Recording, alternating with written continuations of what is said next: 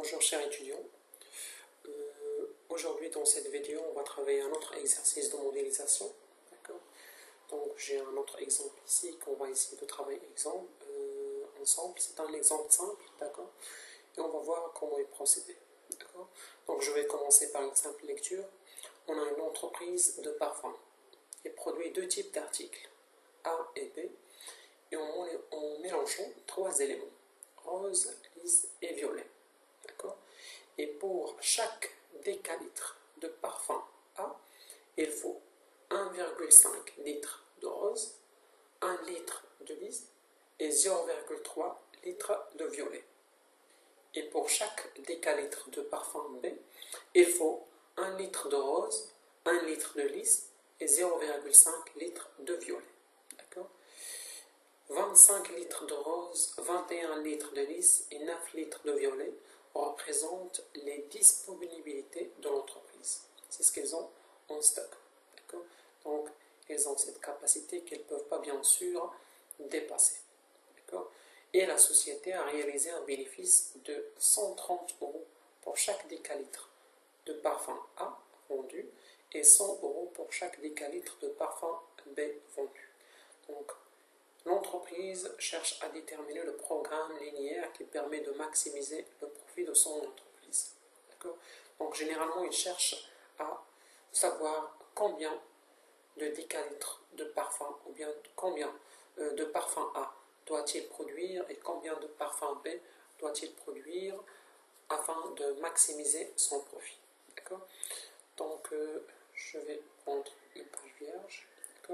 Donc tout d'abord, je vais déterminer bien sûr les inconnus, qui sont bien sûr x1 et x2. x1, c'est le nombre de litres que l'entreprise cherche à produire du parfum A. Et x2, le nombre de litres à produire du parfum B. Donc bien sûr, l'entreprise va chercher à déterminer ces deux quantités. Donc pour nous faciliter la tâche, comme toujours, je vais essayer de tracer, au plus de mettre toutes ces informations sous forme de tableau. Je vais tracer un tableau. Voilà mon tableau. Donc l'entreprise, elle produit du parfum A et du parfum B. Et pour cela, il a besoin de rose, lisse et violet.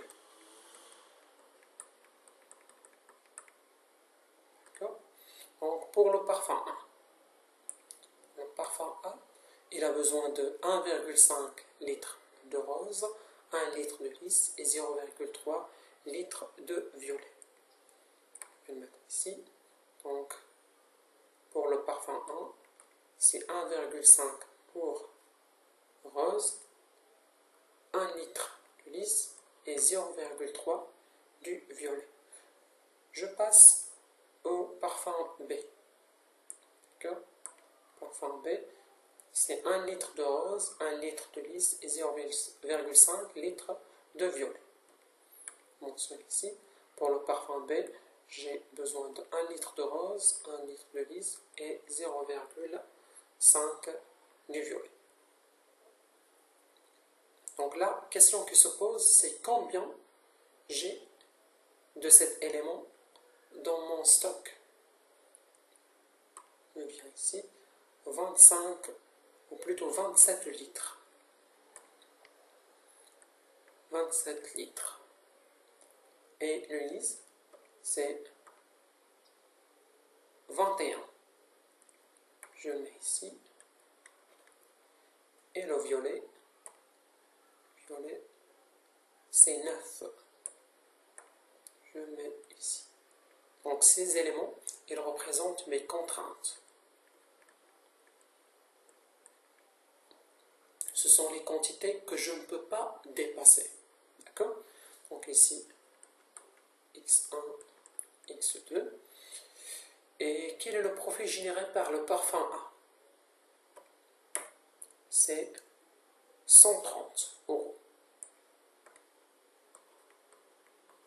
Et pour le parfum B, c'est 100 €. Voilà, c'est le profit.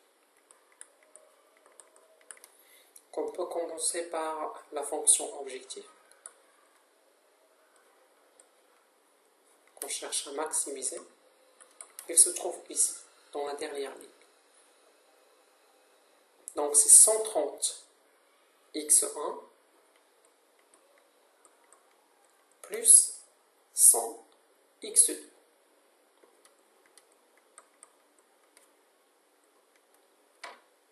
D'accord? Concernant les contraintes, on a 3.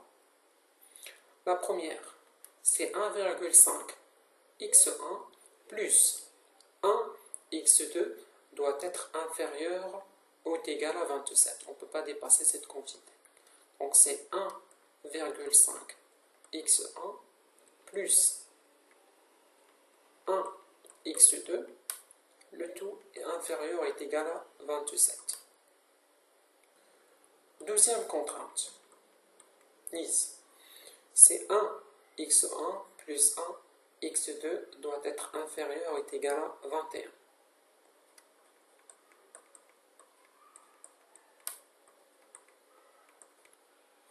Troisième contrainte concerne le violet, c'est 0,3 x1 plus 0,5 x2 doit être inférieur est égal à 9.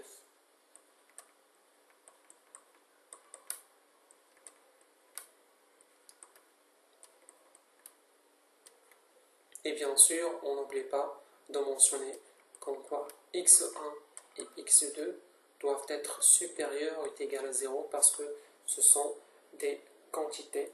On parle de la non-négativité de ces deux éléments. D'accord? Donc voilà, c'est le programme qu'on cherche bien sûr à résoudre. D'accord? Et on a notre fonction objective et les contraintes à respecter. D'accord? Donc j'espère que j'étais un peu utile pour vous. Merci d'avoir regardé la vidéo et bon courage.